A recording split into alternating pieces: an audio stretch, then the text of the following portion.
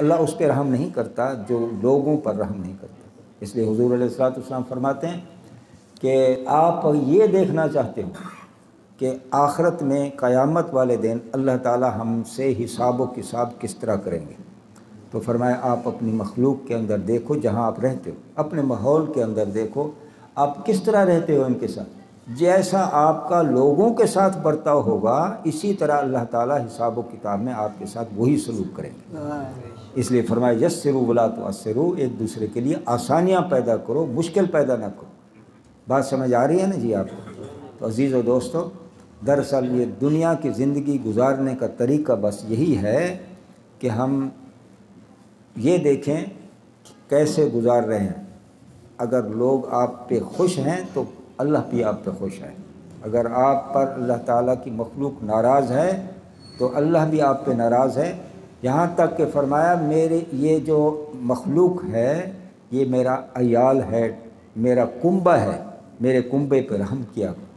تو خیر عزیز و دوستو، اللہ تعالیٰ اب آپ تشریف لائے، ابھی ختم بھی ہوگا اور ہر ایک نے اپنے اپنے گھر میں بیٹھ کر بھی متوفی کے لیے کچھ نہ کچھ پڑھا ہوگا۔ ابھی مجھے بتا بھی رہے تھے، تو صرف ایک مرتبہ الحمد شریف آپ نے پڑھی اور اس کے ساتھ 3 دفعہ سورۃ اخلاص پڑھ لی، گویا کہ آپ نے 4-5 ختم کا ثواب اس کے نامہ اعمال کی طرف بھیج دیا، ایصال ثواب کر دیا۔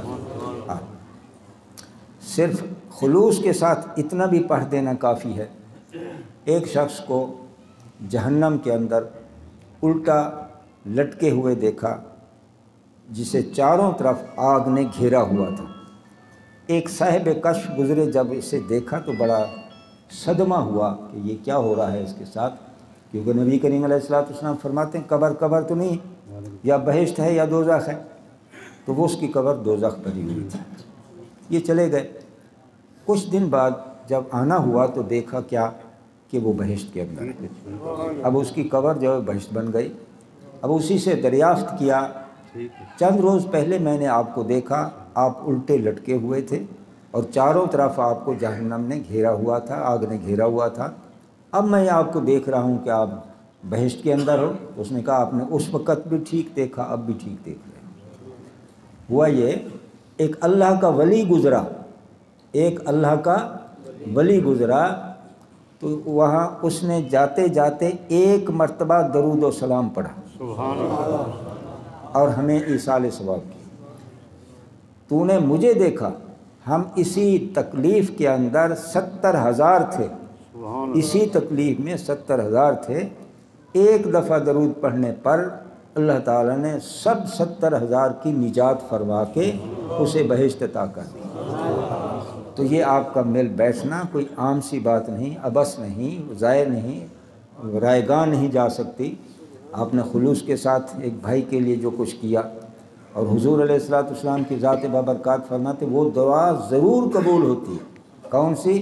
جو غائب کسی کے لیے، یعنی غائبانہ کسی کے لیے کوئی دعا کی جائے وہ ضرور دعا قبول ہوتی ہے۔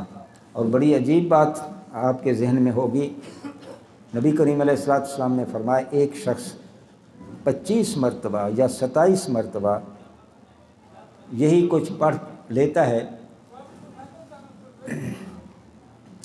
کہ اللہم اغفر لی ولوالدی وللمؤمنین والمؤمنات والمسلمین والمسلمات، 27 مرتبہ یا 25 مرتبہ پڑھ لیتا ہے تو یہ بندہ اللہ کے نزدیک مستجاب الدعوات ہو جاتا ہے، اس کی پھر ہر دعا قبول ہوئی۔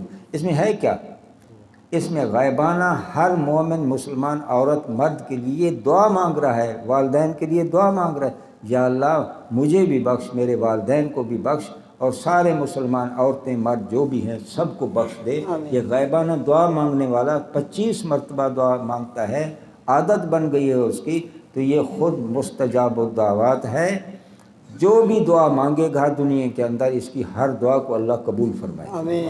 اسے صلہ کیا ملا کہ ساری مخلوق انسانیت کے لیے دعا کر رہا ہے، اس لیے اسے یہ صلہ مل رہا ہے۔ تو عزیز و دوستو، اللہ تعالیٰ جو بھی اس دنیا سے چلے گئے اللہ تعالیٰ ان کی بخشش فرمائے۔ اتنا ہی کہہ دینا، صرف جیسے آپ نے سنا، پھر اللہ تعالیٰ کی ذرا سخاوت کو دیکھی، آپ نے صرف ایک دفعہ درود پڑھا، یا ایک دفعہ صرف بسم اللہ الرحمن الرحیم پڑھا، یا ایک دفعہ عالم شریف پڑھا اور 3 دفعہ کل شریف پڑھے، اول آخر درود شریف پڑھ لیا، آپ نے یہ کہہ دیا کہ اس کا ثواب میں نے بارگاہ رسالت میں بھیجا، آپ کے طفیل تمام انبیاء کرام، اولیاء کرام، یہاں تک کہ تمام مومن اول سے آخر تک کو اس کا ثواب بھیجا۔ اب یہ نہیں ہوگا، اس کے ثواب کو تقسیم کیا جائے گا، یہ اللہ تعالیٰ کی سخاوت کے خلاف ہے، بلکہ ہر ایک کو اتنا اتنا ثواب ملے گا۔ یہ سخاوت یہاں رکتی نہیں، آگے بھی ذرا سنیے، پھر سب کو جمع کر لو، سب کو جمع کر لو، جو کچھ ہر ایک کو ملا، اور اتنا اتنا ملا جتنا اس نے پڑھا، ہر ایک کو اتنا اتنا ملا، اب سب کو جمع کر لو، وہ ثواب اس بندے پڑھنے والے کو مل گیا۔ اب ہم اپنے لیے پڑھ لیجیے، میں دوسروں کے لیے نہیں پڑھتے، اکثر یہ خیال ہو جی میں اپنے لیے یہ کچھ کر رہا ہوں۔ تو عزیز و دوستو، جو آدمی دوسروں کے لیے کرتا ہے وہ یہ سمجھے میں دوسروں کے لیے نہیں کر رہا، میں اپنے لیے ہی کر رہا ہوں۔ یہ کیا ہے؟ یہ اللہ تعالیٰ کی سخاوت ہے۔ تو عزیز و دوستو، کوشش کریں، جیسے میں نے پہلے عرض کیا ہے، اپنا وقت ضائع نہ کریں۔ دنیا کی زندگی جو ہے انتہائی مختصر ہے، کبھی ہم نے سوچا ہی نہیں کہ کتنی ہے۔ نبی کریم علیہ السلام نے ہمیں فرمایا کہ دنیا کی زندگی کی عمر کیا ہے اور اس کے بدلے آخرت کی زندگی کیا ہے۔ اب اس کا تناسب کیا ہے؟ فرمایا بے کنار سمندر ہو جس کا کوئی کنارہ بھی نہ ہو، اس کے اندر انگلی ڈبو کے باہر نکالو، کتنا لگے گا پانی؟ 1 قطرہ یا 2 قطرے۔ فرمایا یہ دنیا کی زندگی کی عمر ہے اور آخرت کی زندگی کی عمر بے کنار سمندر ہے۔ اب کتنا فریب خوردہ ہیں شیطان کے ہاتھوں کہ دنیا ہی دنیا، یہی مقصود، یہی مطلوب، جو آخرت تھی اسے بھول گئے۔ تو اب اپنی بھول پر ذرا نظر تو کریں کہ 1 قطرے پہ آپ بھول گئے، آخرت کی اتنی لمبی زندگی کو آپ نے پس پشت ڈال دیا۔ تو یہ جب نقصان سامنے آئے گا تو اس کا ازالہ بھی نہیں ہوگا۔ یہ دنیا کی زندگی تو حقیقتاً الدنیا و مزرع الآخرہ، دنیا جو ہے آخرت کی کھیتی ہے۔ اب یہ کھیتی کو ذرا تھوڑا سا سنیے۔ دہقان جو ہے، کاشتکار جو ہے، سارے معاشرے کے اندر سب سے مصروف زندگی اگر کسی کی ہو سکتی ہے تو وہ کاشتکار کی ہے۔ وہ رات کو بھی لگا ہوا ہے، دن کو بھی۔ اب اس کا یہ اس لیے کہا گیا دنیا آخرت کی کھیتی ہے کہ 24 گھنٹے آپ تو آخرت کے لیے کمانے کے لیے آئے، ہم دنیا کے پیچھے پڑ گئے۔ تو عزیز و دوستو، نماز کی پابندی کریں، درود و سلام کثرت سے پڑھیں، اپنے دل کو اللہ کی یاد میں ہر وقت مصروف رکھیں۔ مصروف رکھنا کہ آپ کے لیے کتنی بڑی آسانی ہے، صرف اس شعور لاشعور میں جو دل کی دھڑکن ہے، اب اسے اللہ کا ذکر تصور کریں، بس اتنا۔ اور حضور علیہ السلام نے فرمایا ایک لمحہ صرف ایک لمحہ دل سے اللہ اللہ کرنا 70 سال کی عبادت سے بڑھ کر ہے۔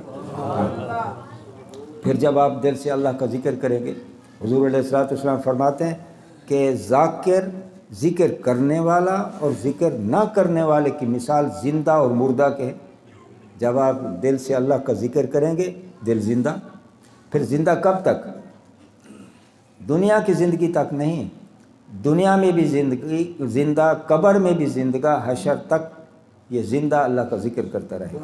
جہاں اب ذرا تھوڑا سا سوچئے، جہاں دنیا کی زندگی کا ایک لمحہ 70 سال کی عبادت سے بڑھ کر ہے، قبر میں بھی تو وہ اللہ کا ذکر کر رہا ہے، وہاں کا بھی ایک لمحہ جو ہے وہ 70 سال کی عبادت سے بڑھ کر ہے۔ اسی پر حضرت امام ربانی مجدد منور